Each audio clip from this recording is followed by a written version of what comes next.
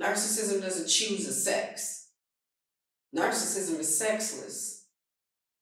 And that's what a lot of people gonna be if that's how they act. Sexless.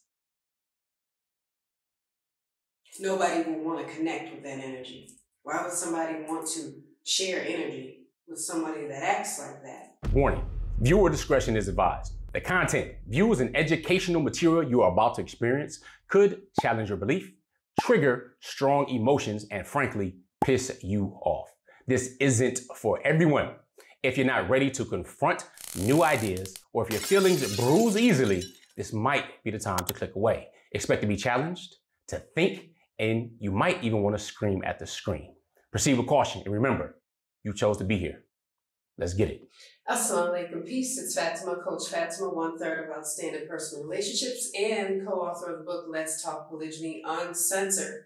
Now, in this video, I want to address another awesome topic and a topic of concern, and that is breaking your co-wife instead of breaking your bad habits. A lot of people don't understand that co-wives have an opportunity to uplift each other, even though it's not easy always to sit and know in your own mind, and you're going, oh, we're married to the same man, oops. It's not always easy to have that thought or understand that fact in many, many cases, and then it turns into getting upset with your husband and then directing or projecting toward your co-wife. And she's sitting there going, why is this girl mad at me? Or what's going on? What did I do? She might even be saying, what did I do? And she didn't do anything. She's innocent on all charges. So I've learned through much study, through people watching, because I'm just a natural people watcher. As an extrovert, for some of y'all don't know, but I'm an ENFP, and we people watch and we care about people. We try to see the human side of them instead of searching for the danger in someone all the time. We typically don't like to do that, but you fool me once, then, you end up on that list where I don't have much to say to you. And I don't feel as though when co-wives are trying to connect with one another, we don't always give each other enough chances. When we make a mistake or when we don't even know we're doing anything, we don't try to see the other side. So it's not about breaking your co-wife or pausing your bad habits. It's about getting rid of those bad habits, whether it's a petty comment, whether it's trying to make her feel lower or less than you or less intelligent. So it's like, let me dumb her down so I can make myself feel smarter or feel smart in some cases. Let me try to make myself look better to her husband, by breaking her down. That's one of the things that we addressed in the games that people playing polygyny video that we did. If you guys didn't check that out, please check it out. We just talk about some of the games that are played. But I know one of the major games is trying to break each other as co-wives instead of understanding that everybody has their own insecurities, their own vulnerabilities, and their own issues. And polygyny is not just happening to an initial wife, a subsequent wife, or a wife that wants to enter into polygyny, or just the husband. It's happening to everyone because we're all living this life. We are all terminal. We're all going to pass on and to the next. And we need to be thinking about what we're doing in this life to other people. Are we being the source of someone else's drama? Or are we part of the solution? I don't want to be in the drama pile. I don't want to be in the trauma pile. I don't want to be traumatizing people. I want to be in the solution area, that pile. I want to be a helper. I want to be an ally. I want to be a team player because I'm around people that are playing team with me. I don't care how it went down, as long as it didn't go down in a way that was against Allah's decree. I'm a practicing Muslim. I said what I said. Then I don't have an issue. I might have issue with communication, lack of those different things. But I always like to see the good.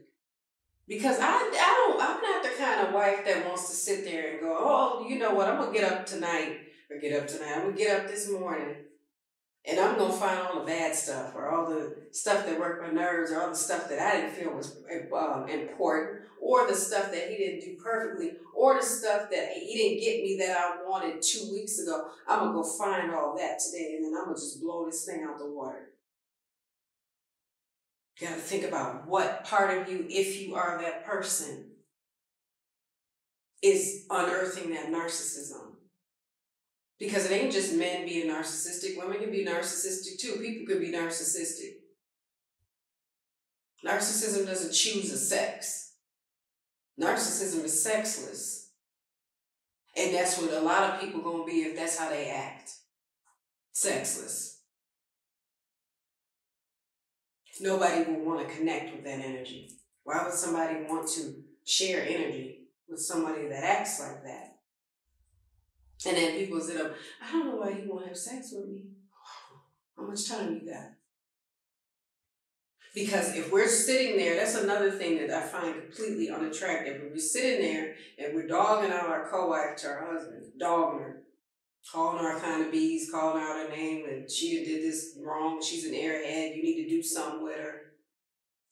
He ain't gonna find that very attractive. You can voice those opinions, you can voice different concerns, absolutely, in a respectful way. Say, I don't know what's going on, I don't want to assume I know anything, but it appears to me as though woo-woo, and I could be wrong. That's kind of the best course of action. Saying that you could be wrong because you can't. I've been wrong. And I go, ooh, I was wrong. Ooh, I assumed. And then you get to the point where you go, assuming does not serve me. Assuming is breaking me down for what I can hope that relationship with my co-wife could be. My assumption is hurting.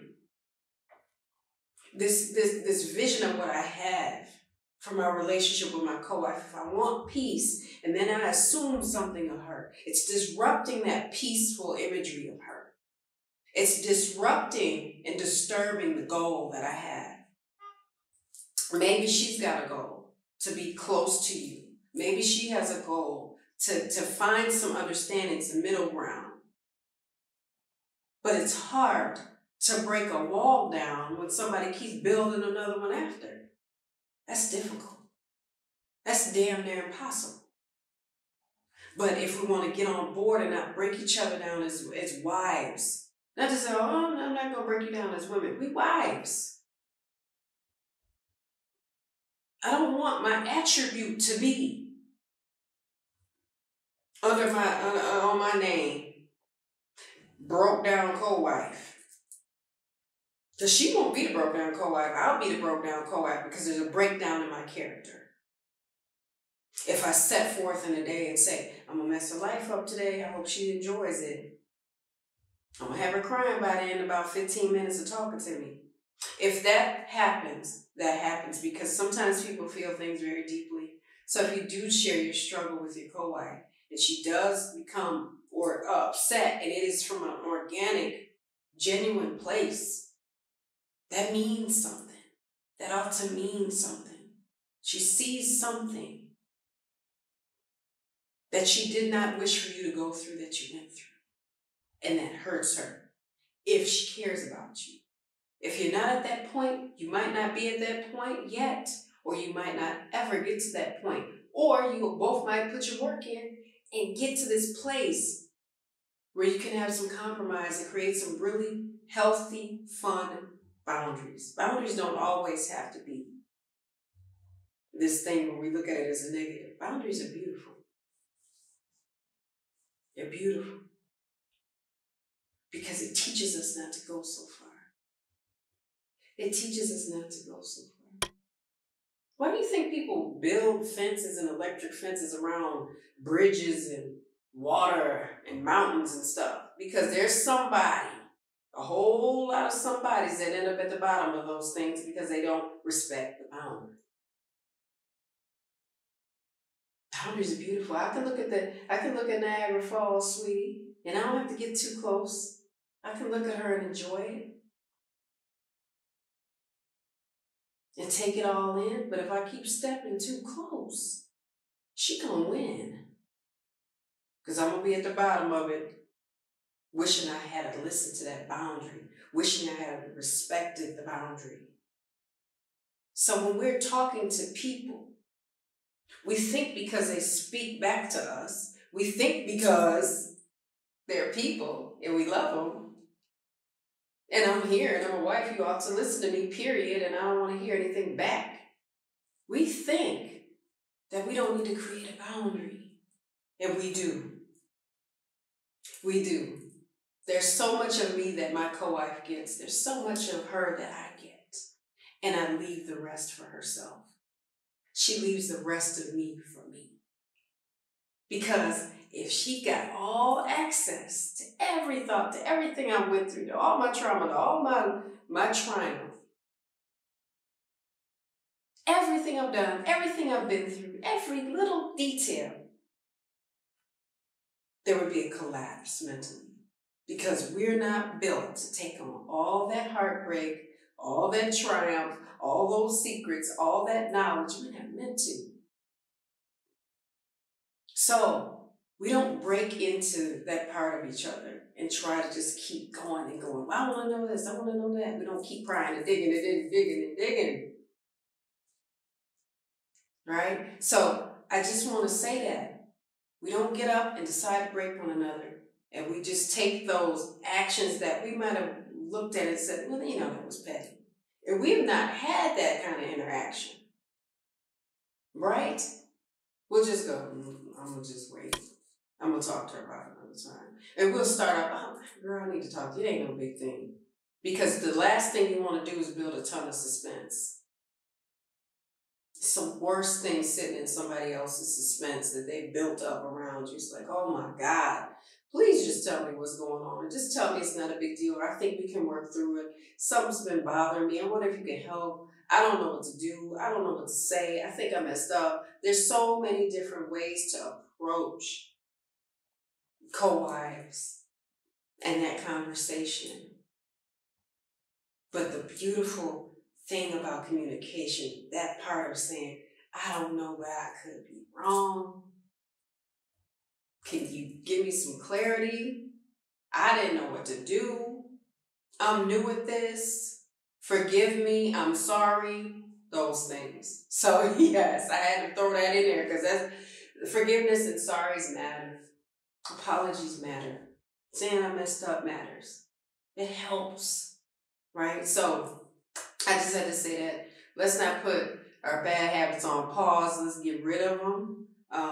Prayerfully sooner rather than later, and that's not set forth into the day trying to break our co-wife, and not, you know, caring about the heart of someone else as we would want them to care about our heart. Okay, so I want to make sure that you guys are commenting, liking, and subscribing. In the comments, we're going to put co-wives care in the comments.